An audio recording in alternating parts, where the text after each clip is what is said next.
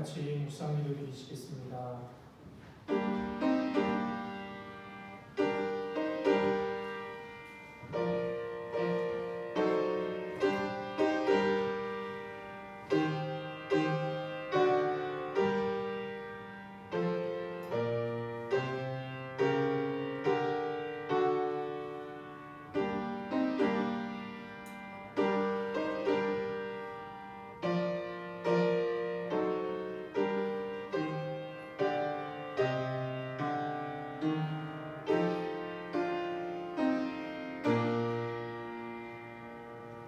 여호와께서 다스리시니 스스로 권위를 입으셨도다. 여호와께서 능력의 옷을 입으시며 띠를 띠셨으므로 세계도 견고히 서서 흔들리지 아니하는도다. 아멘. 오늘 또 다스리시는 하나님, 그 하나님의 공의와 사랑을 감사하여 주님 앞에 나와 예배와 찬송과 감사를 드립니다. 부족한 우리들이지만 우리와 함께 하셔서 우리가 드리는 예배가 하나님이 기뻐 받으시는 예배가 되도록 인도하여 주옵소서. 감사하며 예수님 이름으로 기도드립니다. 아멘. 자리에 일어나서 찬송가 10장 찬송 부르시겠습니다.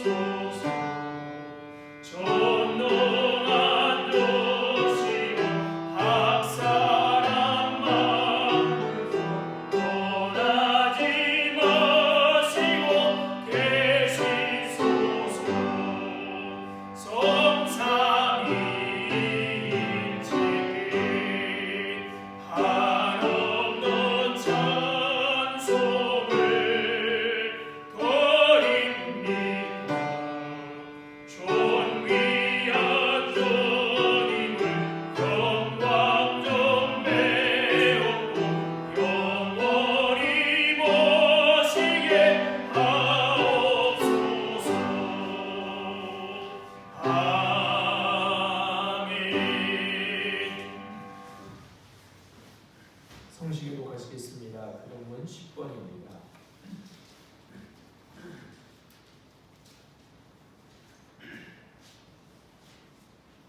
교동문 10번, 10편, 16편 교독합니다. 하나님이여 나를 지켜 주소서. 내가 주께 피하나이다.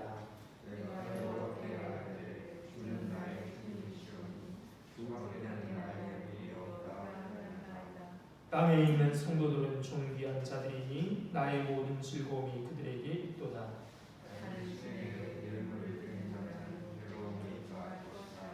나는 그들이 드리는 피의 전제를 드리지 아니하며 내 입술로 그 이름도 부르지 아니하리로다. 여호와는 나의 산업과 나의 잔의 소득이시니 나의 분깃을 지키시나이다. 내게 줄로 세워줄 아름다운 곳에 있으며 나의 교회의 실로와 나가다가 나를 훈계하신 여호와를 송축할지어다. 밤마다 내 양심이 나를 교훈하도다. 내가 여호와를 항상 내 앞에 모심이여 그가 나의 오른쪽에 계시고 내가 흔들리지 아니하리로다. 아멘. 다 같이 사도신경하시고 신앙 고백하시겠습니다. 전능하사 천지를 만드신 하나님 아버지를 내가 믿사오며 그 아들 우리 주 예수 그리스도를 믿사오니 이는 성령으로 잉태하사 동정녀 마리아에게 나시고 본디오 빌라도에게 고난을 받으사 십자가에 못 박혀 죽으시고 장사한 지 사흘 만에 죽은 자 가운데서 다시 살아나시며 하늘에 오르사 전능하신 하나님 우편에 앉아 계시다가 저리로서 산자와 죽은 자를 심판하러 오시리라. 성령을 믿사오며 거룩한 공회와 성도가 서로 교통하는 것과 죄를 사하여 주시는 것과 몸이 다시 사는 것과 영원히 사는 것을 믿사옵나이다. 아멘. 자리에 앉은 찬송가 313장 찬송가 313장 찬송 주시겠습니다.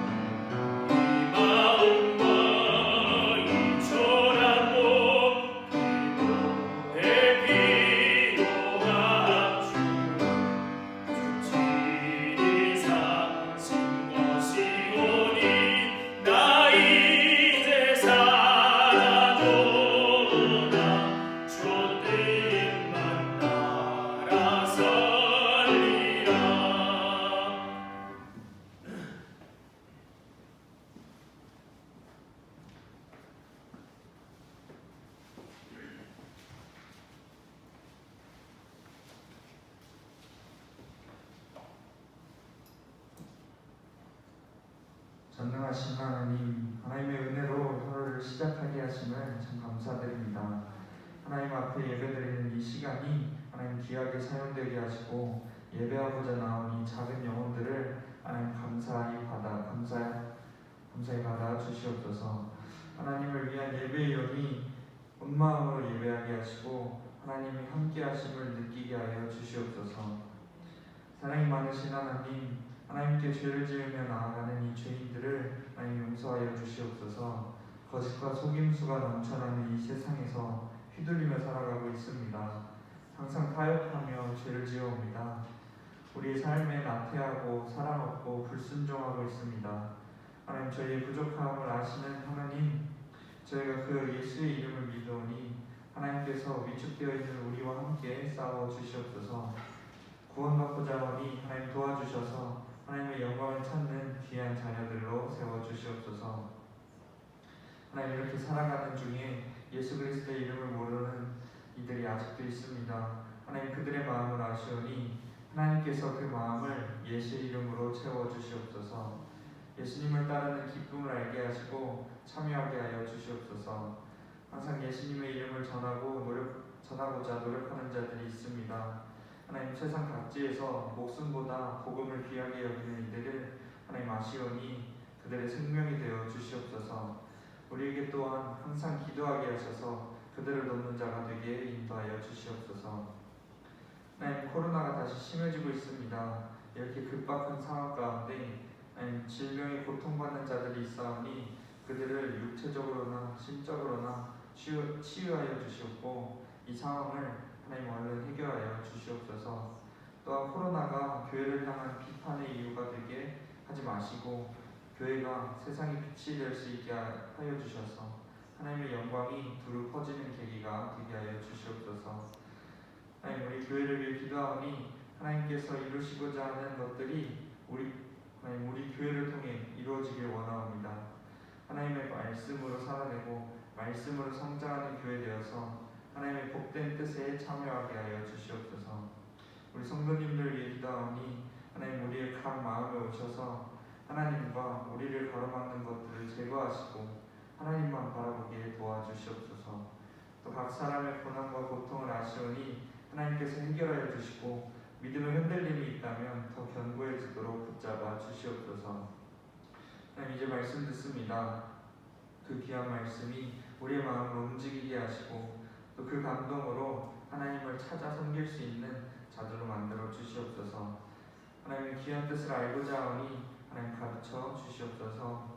말씀 전하시는 목사님의 마음과 입을 주관하셔서 하나님의 기쁜 뜻을 온전히 전하게 하시고 그 삶이 하나님의 지혜로 가득차고 언제나 하나님 말씀을 생각하는 은혜로운 삶 허락하여 주시옵소서. 항상 감사드리며 예수 그리스도의 이름으로 기도드립니다. 아멘.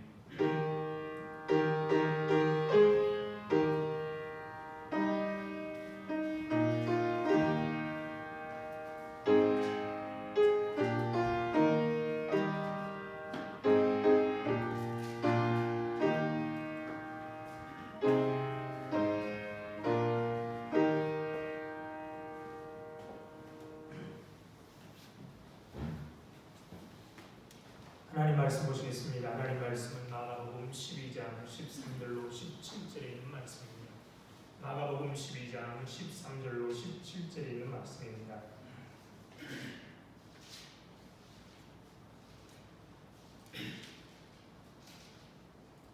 마가복음 12장 13절로 17절에 있는 말씀 차신 줄 알고 제가 읽겠습니다. 그들이 예수의 말씀을 책 잡으려 하여 바리새인과 헤롯 땅 중에서 사람을 보내매 와서 이르되 선생님이여 우리가 아노니 당신은 참되시고 아무도 꺼리는 일이 없으시니 이는 사람을 외모로 보지 않고 오직 진리로서 하나님의 도를 가르치심이니이다. 가이사에게 세금을 바치는 것이 옳으니까 옳지 아니하니까 우리가 바치리까 말리까 한데 예수께서 그 외식함을 아시고 이르시되 어찌하여 나를 시험하느냐 데나리온 하나를 가져다가 내게 보이라 하시니 가져왔거늘 예수께서 이르시되 이 형상과 이 글이 누구의 것이냐 이르되 가이사의 것입니다. 이에 예수께서 이르시되 가이사의 것은 가이사에게 하나님의 것은 하나님께 바치라 하시니 그들이 예수께 대하여 매우 놀랍게 여기더라. 아멘. 어두운 세상에 빛으로 오신 주님의 은혜와 평강이 우리와 함께 하시기를 바랍니다. 하루하루 살얼음 다리를 걷는 것처럼 조심스러운 나날입니다. 이러한 상황에 어지간히 적응이 되었지만 한 주간 내내 코로나 상황이 엄중함으로 특히 목사님 부부를 기점으로 확산된 코로나19 변이 바이러스 오미크론 때문에 더 그렇습니다. 백신도 맞고 치료약도 개발되어 일상회복이 될 것이라는 우리의 생각을 비웃기라고 하듯이 코로나 확진자 수는 7,000명을 넘었었습니다. 더 악화되면 이달 말 신규 확진자가 8,000에서 9,000명대 그리고 내년 1월 말에는 8,000명에서 11,000명대에 이를 것이다 라고 예측합니다. 시절이 어렵게 우리는 더욱 이 세상을 다스리시는 하나님의 은혜를 참하지 않을 수 없습니다. 수렁에 빠져드는 자를 건져 반석 위에 세우신 하나님, 지붕 위에 이로운 참새와 같은 처지에 빠진 이들을 지켜주신 하나님, 땅의 기초가 소동들일 때 흔들릴 때 굳건히 붙들어 주시는 하나님이 우리와 함께 하십니다. 구약의 선자들은 하나님의 뜻을 등지고 살아가는 이들을 준엄하게 꾸짖다가도 외세의 침략 속에 어찌할 바를 몰라 당황하는 백성들을 위로하신 하나님의 사랑을 일깨워 주고 주려고 노력했습니다. 하나님이 하시는 일을 누가 헤아릴 수 있겠습니까? 우리가 생각지 못한 방법으로 하나님의 역사를 새롭게 하십니다. 그래서 바울 사도는 일찍이 그리스도라는 보배를 내면에 가진 모든 일을 질그릇과 같은 우리들에게 어떻게 세상에 당당하게 사는지를 이렇게 말합니다. 우리가 사방으로 우겨쌈을 당하여도 쌓이지 아니하며 답답한 일을 당하여도 낙심하지 아니하며 박해를 받아도 버림받지 아니하며 거꾸로 됨을 당하여도 망하지 아니한다. 우리는 질그릇 같은 존재, 언제나 깨지기 쉬운 존재인데 우리는 우리 안에 보배, 우리 주님 그리스도라는 보배를 가진 자들입니다. 그러기에 사방으로 우겨쌈을 당하여도 쌓이지 않고 답답한 일을 당하여도 낙심하지 않고 박해를 받아도 버림받지 아니하며 거꾸로뜨림을 당하여도 망하지 아니하며 이런 믿음의 고백이 우리에게 있기를 바랍니다. 산헤드린 공회는 유대 최고의 의결 기구였습니다. 대제사장들과 율법학자들과 백성의 장로들로 구성된 공회는 이스라엘의 전통과 권위를 지켜가는 일종의 권부라고 할 수 있습니다. 그들은 전통과 문화와 종교를 지킨다는 자부심 하나로 사는 사람들이었습니다. 그런데 그들에게 눈에 가시 같은 사람이 나타났습니다.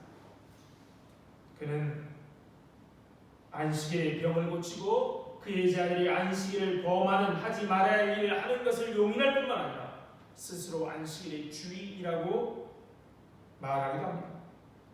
뿐만 아니라 하나님만 하실 수 있는 죄의 사함을 선언하기도 하십니다.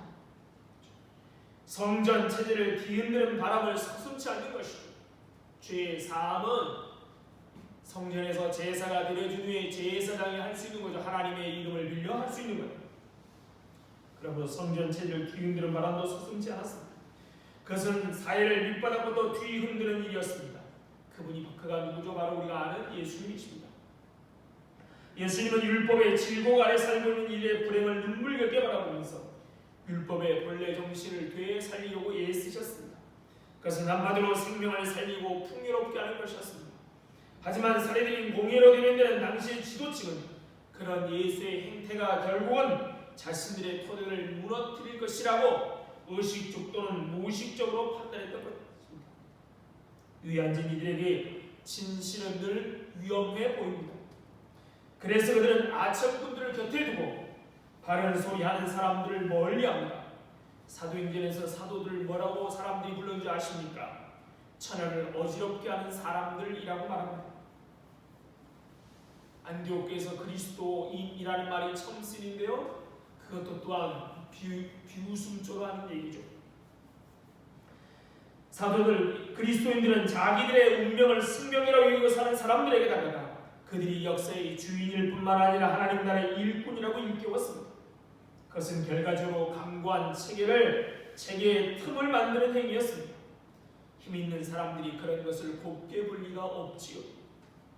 그러던 차에 예수님이 성전에 누가 매매하는 자들을 내쫓고 돈 바꾸는 사람들의 상을 뒤엎고 비둘기 파는 자들의 의자를 둘러부시면서 만민의 기도하는 집을 강도의 소굴로 만들었다라며 책망하십니다. 그러자 산헤드린 공회는 사람들 앞에서 예수를 함정에 빠뜨려 로마 정부에 대항하는 범법자로 만들거나 아니면 백성들의 지지를 철회하도록 만드는 발언을 하도록 무슨 권위로 이런 일을 하였느냐라고 물었습니다. 그때 주님은 어떻게 지혜로운 반문에 말문이 막혀 오히려 자신들이 무리들 앞에서 백성들 앞에서 알지 못한다라고 말함으로 창피를 당하게 됩니다. 그들은 또한 예수님의 포도원의 농부의 비유를 통해 하나님의 은혜를 거부하고 하나님의 사랑하는 아들을 죽이려고 하는 악한 농부와 같다는 책망을 했습니다. 당장이라도 예수를 잡아 죽이고 싶었지만 그렇게 할 수 없는 것은 많은 사람들이 예수를 따랐기 때문입니다. 그들은 백성들을 두려워했습니다. 그래서 그들은 일단 물러나 다음에 예수를 함정에 빠뜨리기 위한 바리새인과 헤롯 당 사람 중에 그들을 보냅니다. 재미있지 않습니까? 바리새인과 헤롯 당, 이들은 정치적 입장과 이해관계의 정반대에 서 있는 사람들입니다. 바리새인들은 반로마적인 사람들이고 헤롯 당원들은 친로마적인 사람들입니다. 이 바리새인들은 이스라엘이라는 나라가 하나님의 나라인데 외세의 정복당하고 있는 것이 못마땅하지요. 그런데 헤롯 땅 사람들은, 헤롯 주위에 붙어 있는 사람들은 그 로마가 임명한 분봉왕 헤롯의 주위에 빌부터 살기 때문에 친로마적일 수밖에 없는 것입니다. 그런데 자기들의 기득권을 위협하는 예수를 없애는 귀한 일에 공모자가 되었습니다. 이제나 그제나 세상 돌아가는 이치는 비슷하나 봅니다. 대선이 얼마 남지 않아서인지 이해관계가 엇갈리는 많은 사람들이 스스로 그럴듯한 명분을 내세우며 함께합니다. 파견된 자들은 예수를 없애기 위해서 먼저 백성들과 예수의 사이를 떼어놓아야만 했었습니다. 그래서 짠 전략이 사람들 앞에서 예수님을 궁지에 빠뜨려 백성들이 예수에 대한 지지를 철회하도록 만드는 겁니다. 무슨 권위로 때와 마찬가지죠. 방법은 그거죠. 백성이 너무나 예수를 따르기에 그 예수를 따르는 백성들을 등 돌리게 하는 겁니다. 그래서 어떤 사안을 두고 사람들 사이에 의견이 갈릴 때면 율법의 권위자를 찾아가 자문을 구하듯이 예수님께서 자문을 구하며 예수님을 선생님이라고 부릅니다. 선생님이여, 우리가 아노니 당신은 참되시고 아무도 꺼리는 일이 없으시니 이는 사람을 위해 물어보지 않고 오직 진리로서 하나님의 도를 가르치니. 예수를 선생이라고 한다고 그들의 진심은 아니었지요. 또 그들은 예수님을 참되고 진리로 하나님의 도를 가르치며 아무 거리낌 일이 없으시다며 예수님의 말씀을 받아들일 것처럼 이야기하고 있지만 실상은 거짓이요 실상은 위선인 것입니다. 이 모든 위선과 거짓 아첨은 예수님을 방심하게 만들려는 수작입니다. 그런데 그런 의도를 숨긴 질문을 해서 예수님의 판단력을 흐리게 할 목적이었습니다. 저번에 무슨 권유를 하다 한번 뒤통수 당했죠? 그래서 이번에는 예수님의 정신력을 흐리게 하려고 온갖 아첨의 말을 다 먼저 하고 있습니다. 그리고 그들은 예수님께 이렇게 묻습니다. 가이사에게 세금을 바치는 것이 옳습니까? 옳지 않습니까? 가이사는 로마 황제의 칭호지요. 바로 애굽의 황제의 칭호가 바로이시 로마 황제 칭호가 가이사입니다. 그러니까 로마 황제의 세금을 바치는 것이 옳습니까? 옳지 않습니까? 바치야 합니까? 바치지 말아야 합니까? 주님 당시 로마 제국은 식민지 국가에 세 종류의 세금을 부과했다고 합니다. 먼저는 토지세인데요, 곡식 수확의 10분의 1과 기름과 포도주 수확의 5분의 1을 납부하도록 하였습니다. 이 세금 일부는 현물 또는 일부는 돈으로 납부할 수 있었습니다. 그 다음에 소득세인데요, 개인 소득의 1%를 바치도록 되어 있었습니다. 그리고 세 번째가 인두세입니다.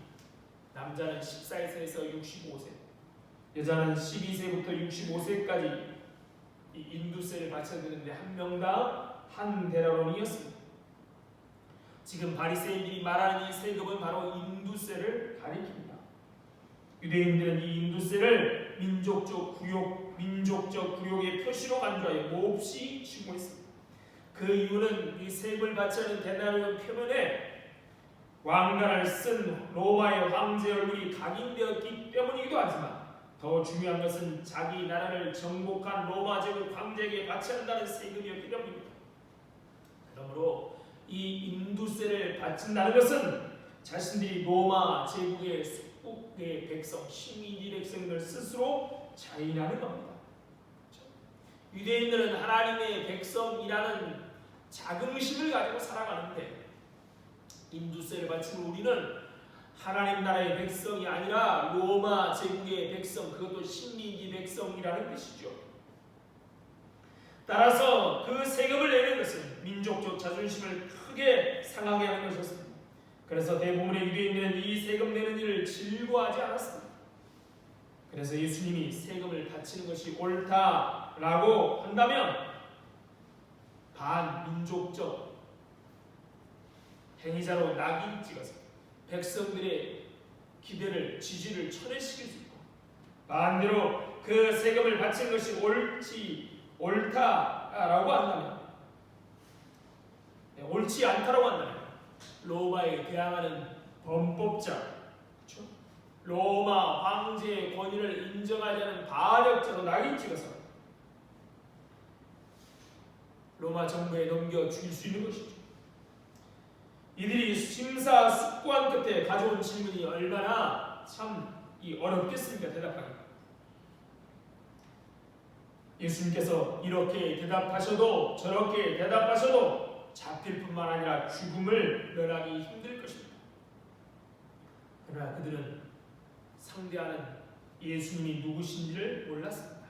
권위를 물을 때도 마찬가지지만 그들은 예수님이 누구신지를 몰랐던 것이죠. 예수님께서는 그들의 외식함을 하셨습니다. 예수님은 그들을 아셨다는 것이죠. 예수님은 그들의 속셈을 꿰뚫어 보시고 어째 나를 시험하느냐라고 점잖게 나무라십니다. 그리고 그들에게 데나리온 하나를 가져다가 보여달라고 말합니다. 로마가 세금 징수를 목적으로 하여 은으로 만든 은전입니다.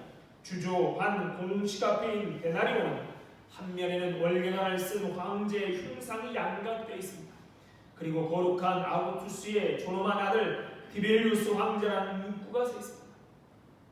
거룩하다, 신성하다라는 것이죠. 신이라는 말입니다. 또 다른 면에는 황태인 리비아가 신들의 보좌에 앉아있는 모습을 양각하고는 최고의 사제라고 새겨놓았다고 합니다. 이렇게 데나리온은 가이사의 신성을 주장하고 가이사의 흉상이 새겨졌으므로 어떤 형상이든지 만들지 말라고 하시는 십계명의 두 번째 계명을 지키는 유대인들은 이러한 로마 온전을 지니는 것만으로도 우상 숭배를 하겠습니다. 철저한 유대인들은 이 은전을 만지지도 않으려 했습니다. 그러므로 이러한 로마 동전을 가지고 온 것은 아마 민족주의자인 바리새인들이 아니고 헤롯 당원들이었을 것입니다. 헤롯 땅이었을 것입니다. 그들은 마침내 예수님이 자기들의 파놓은 함정에 빠졌다라고 쾌재를 부르며 데나리온을 가져옵니다.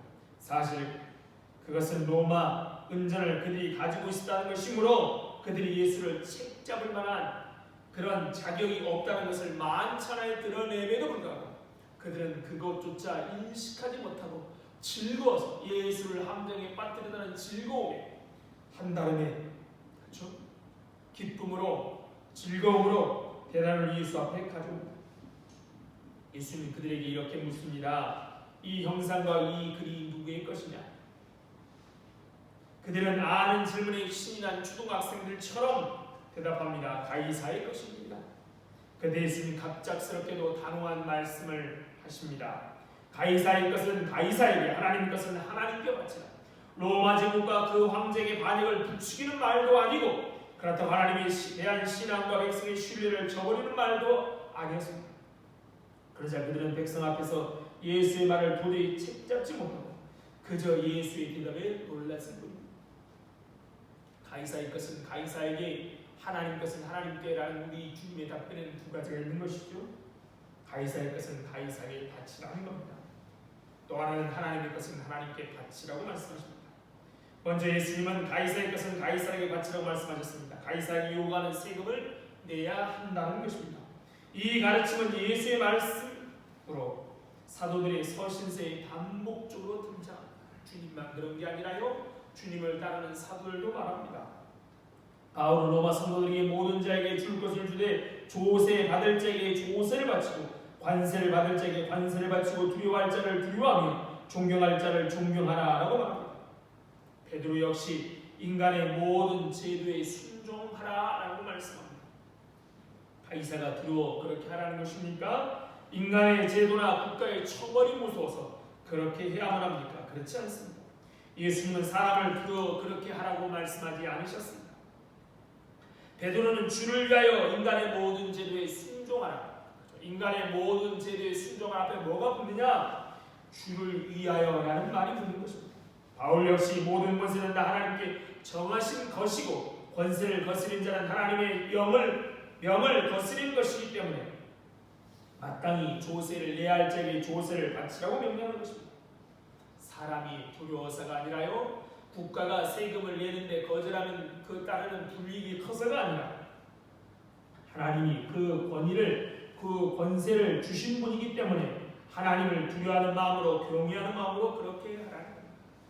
우리 그리스도인들은 비록 이 민주 국가에서는 국민의 투표로 사람을, 대통령을 뽑는데요, 사람이 뽑은 것이 아니라 하나님이 그에게 권위를, 권세를 주셨다라고 믿는 것입니다. 권위를 권세를 주신 분이 하나님이기에 하나님을 두려워하는 마음, 경외하는 마음으로 그리하라는 겁니다. 바울은 너희가 조세를 바치는 것도 그들이 하나님의 일꾼이 되어 바로 이 일에 항상 힘쓰기 때문이라고 설명합니다. 하나님이 국가를 세우십니다. 하나님이 악한 왕이나 선한 왕들을 세우셔서 당신의 주권적인 뜻과 계획을 이 땅에 이루십니다. 그들을 통해서 당신의 백성의 은혜를 베푸시고 이 땅의 평안을 가져오게 하십니다. 악인도 악인의 쓰임에 맞는 때가 있는 것이죠. 그래서 바울은 디모데에게 임금들 높은 지위에 있는 모든 사람 위에 기도하라고 명령하십니다. 모든 경건과 단정으로 고유하고 평안한 생활을 하기 위해서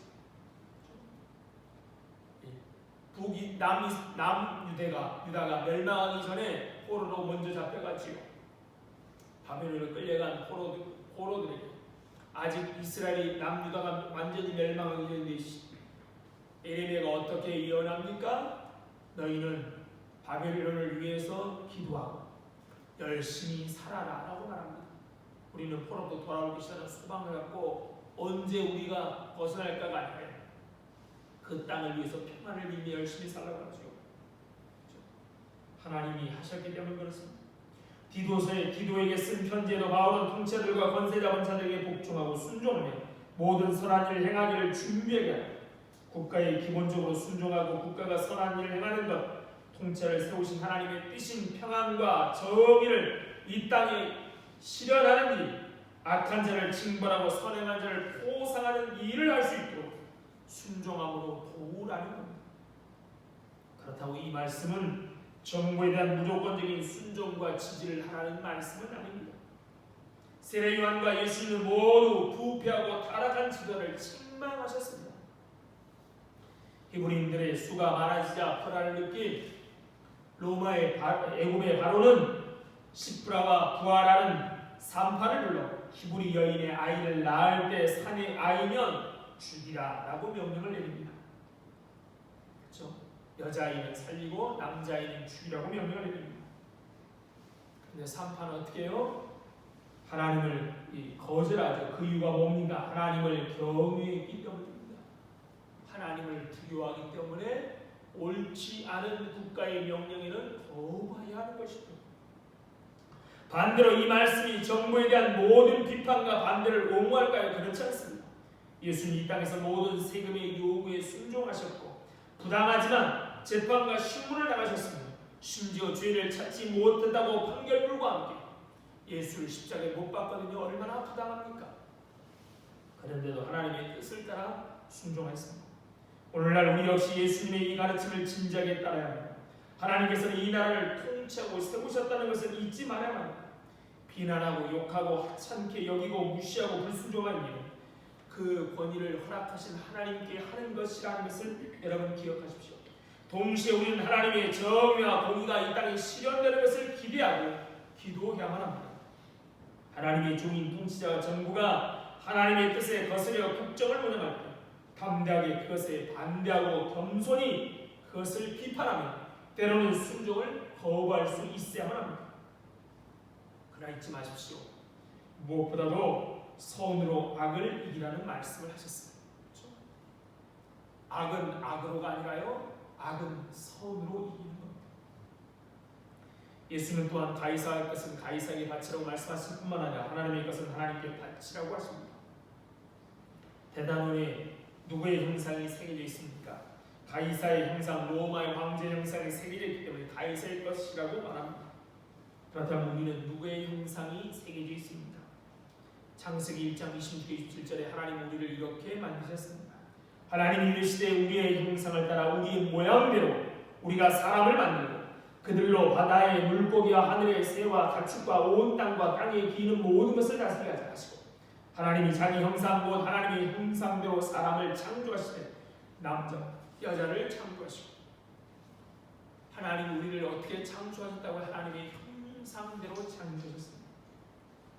인간은 누구나 다 남자든 여자든 예수 믿는 사람이든 예수 믿지 않는 사람이든 하나님의 형상대로 지음받은 존재이기 때문에 우리의 주인이 누구라는 겁니까? 하나님이라는 거죠. 은전의 형상이 가이사의 것이, 가이사의 형상이 세계적이기 때문에 가이사의 것이, 가이사의 것이지. 우리가 하나님의 형상이 담겨있기 우리는 하나님의 것입니다.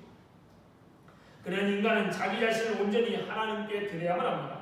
황제의 초상이 새겨진 동전을 바침으로써 그의 통치권을 인정하는 것처럼 우리는 하나님의 형상이 새겨진 우리 자신을 온전히 바침으로 하나님의 통치권을 인정해야 하는 것이죠. 따라서 바울은 우리 몸을 하나님이 기뻐하시는 거룩한 산제물로 드리라라고 말합니다. 우리 몸을 하나님이 기뻐하시는 산제물. 우리의 생각만 그런 게 아닙니다. 우리 몸 자체를 드려야 하는 것입니다. 우리의 시간, 재물, 재는 모든 것이 다 하나님의 것이기에 마시든 먹든 무엇을 하든지 다 하나님의 영광을 위해서 해야 합니다. 이것이 하나님께 바치는 삶입니다.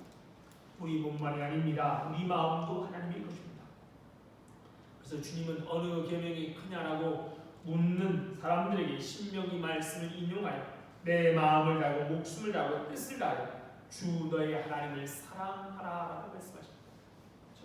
우리가 하나님의 것이기에 우리는 모든 것을 다하여 하나님을 사랑해야 합니다. 그런데 가이사의 것은 가이사에게, 하나님 것은 하나님께 바치라는 예수의 말씀에 대한 오해를 하는 경우가 있습니다. 이 말씀을 가지고 가이사의 영역과 하나님의 영역이 양분된 것처럼 보이기 때문이죠. 가이사가 다스리는 세상의 영역이 있고 하나님이 다스리는 영적인 영역이 있다라고 나누는 겁니다. 이건 잘못된 것이죠. 그래서 가이사가 다스리는 세상에 대해서 교회는 정치와 무관해하며 관심을 가지도 말고 교회의 일이나 영적인 일에만 신경을 써야 한다라고 말하는 사람들이 있습니다. 그러나 이 말씀은 그런 의미가 아닙니다. 가이사의 것과 하나님의 것을 양분할 수 있다고 생각한다면 나의 것과 하나님의 것을 양분할 수 있다고 생각할 수 있는 것이죠. 잘못된 것이죠.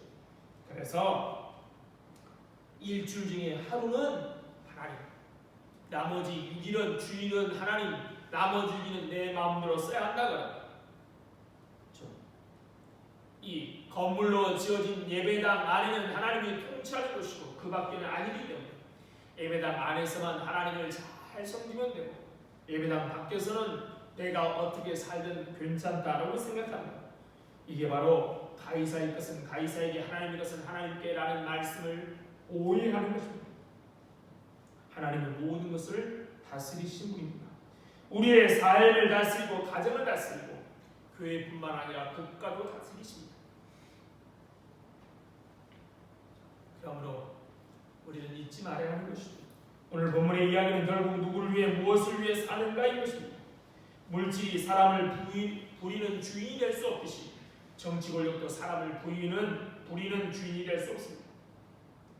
물질이 사람의 주인이 돼서도 안 되듯이 황제도 사람의 주인이 되어서는 안 된다는 겁니다. 우리의 주인은 오직 하나님 한 분뿐이십니다. 그러므로 우리는 오직 하나님을 위해서 살아야 하는 것입니다. 앞에도 왜 가이사의 것은 가이사에게 바치느냐? 하나님이 가이사에게 그런 권위를 주었기 때문이라고 합니다. 그러기에 이제 예수님께서는 그들에게 물으시는 겁니다. 그 물음을 오늘 저와 여러분에게 묻고 계신 것이죠. 너희의 주인은 누구냐? 황제 은전에 황제의 초상이 새겨져 있듯이 우리 안에는 하나님의 형상이 새겨져 있습니다. 잃어버린 하나님의 형상을 예수 그리스도 안에 다시 회복하고 그것을 아름답게 갖고 주인이신 하나님께 돌려드려야 하는 것이 우리가 해야 할 일입니다. 하나님의 형상을 우리 안에 새겨놓았는데 첫사람 아담과 하와의 범죄로 그 하나님의 형상이 손상되고 말았습니다. 우리 힘으로는 도저히 하나님의 형상을 다시 회복할 수 없어서 우리 주님이 이 땅에 오셨지요. 바로 우리가 성탄을 지킨다고 오셨습니다. 그리고 우리 위해 십자가의 죽으심으로 하나님의 형상을 다시 회복하게 하셨습니다. 그것을 아름답게 가꾸어 주인인 하나님께 우리는 돌려드린 일을 우리 평생 해야만 합니다. 세상에는 잃어버린 하나님의 은전들이 많습니다. 하나님의 형상이 새겨졌는데요, 잃어버린 은전들이 많습니다. 이들을 다시 하나님께로 돌려드리는 것, 이것이 선교요 또한 우리가 해야 할 일. 내 자신을 끊임없이 하나님의 형상이 온전히 회복되고 하나님이 우리의 왕이심을 온전히 고백하고 살아가는 건 참 중요하지만 그것 못지않게 하나님이 주인인지 모르고 살아가는 사람들에게 하나님이 주인임을 알려줘서 하나님의 형상을 회복하게 하는 일이 선교고 우리가 해야 할 일인 것입니다. 황제의 것은 황제에게 돌려주고 우리는 우리를 하나님께 바치라는 것이죠. 이런 복된 소명에 아멘으로 화답하는 우리가 되는 거죠. 그저 매일 하루하루 살아가는데 바빠서 주일만 나와 하나님만 섬기고 또 6일간은 아무렇게나 사는 자들이 아니라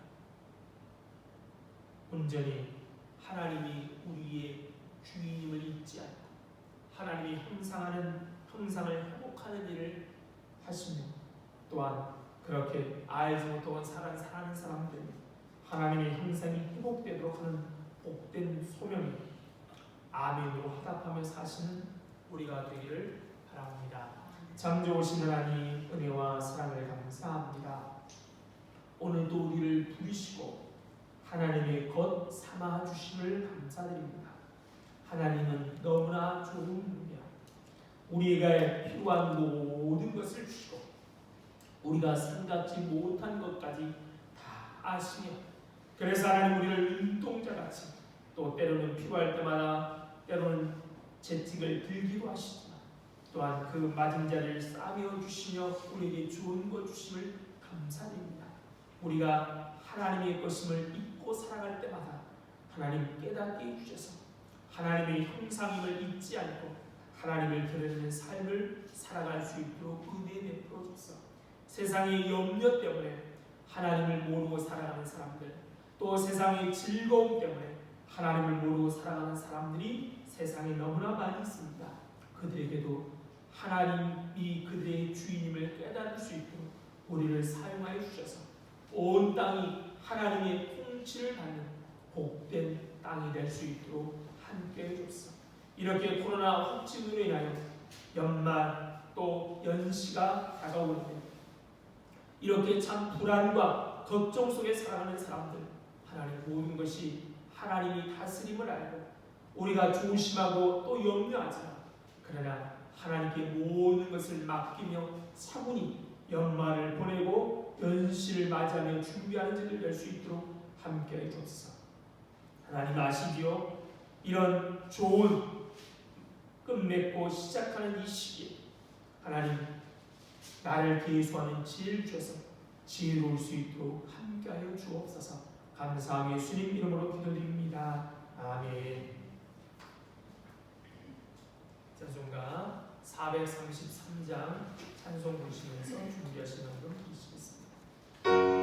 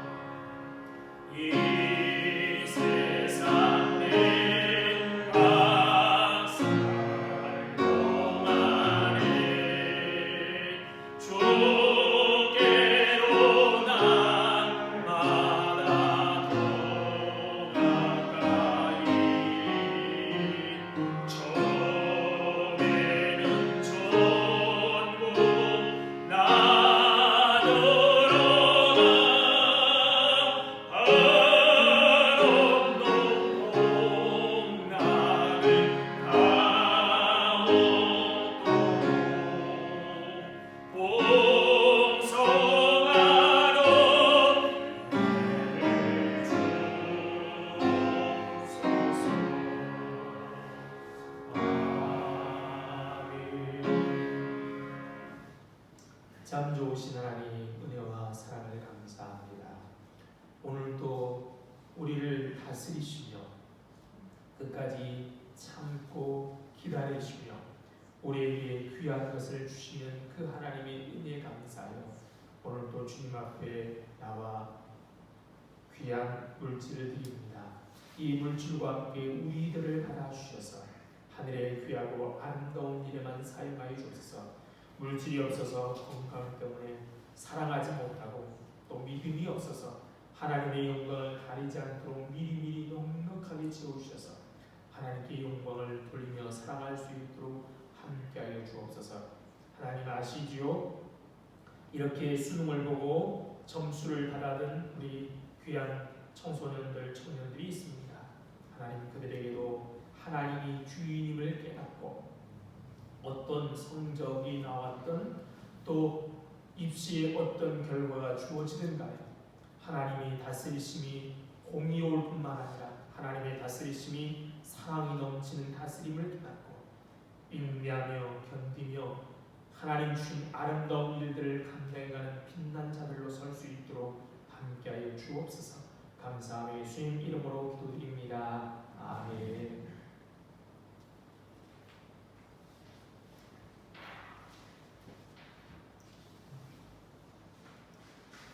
알려드립니다. 2021년도를 기도 가운데 잘 마무리하시고 새해를 기도로 잘 준비하시기 바랍니다. 참 코로나로 어수선한데요. 이 어수선할 때일수록 우리가 할 일은 주님 앞에 무릎을 꿇는 것밖에 없습니다. 기도하는 가운데 한 해를 잘 마무리하시고 오는 새해를 기도로 잘 준비하시기 바랍니다. 2020년도 달력이 준비되어 있습니다. 필요하신 분들은 가지고 가시기 바랍니다. 이 자리에 일어나서 인사하시겠습니다. 반갑습니다. 사랑합니다. 사랑합니다. 축복합니다. 행복하십시오. 행복하십시오.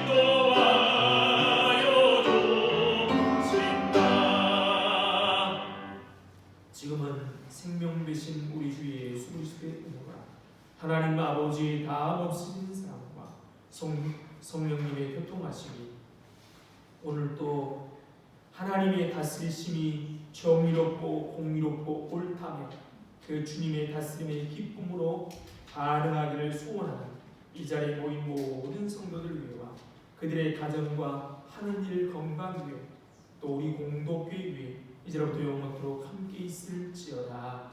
아멘.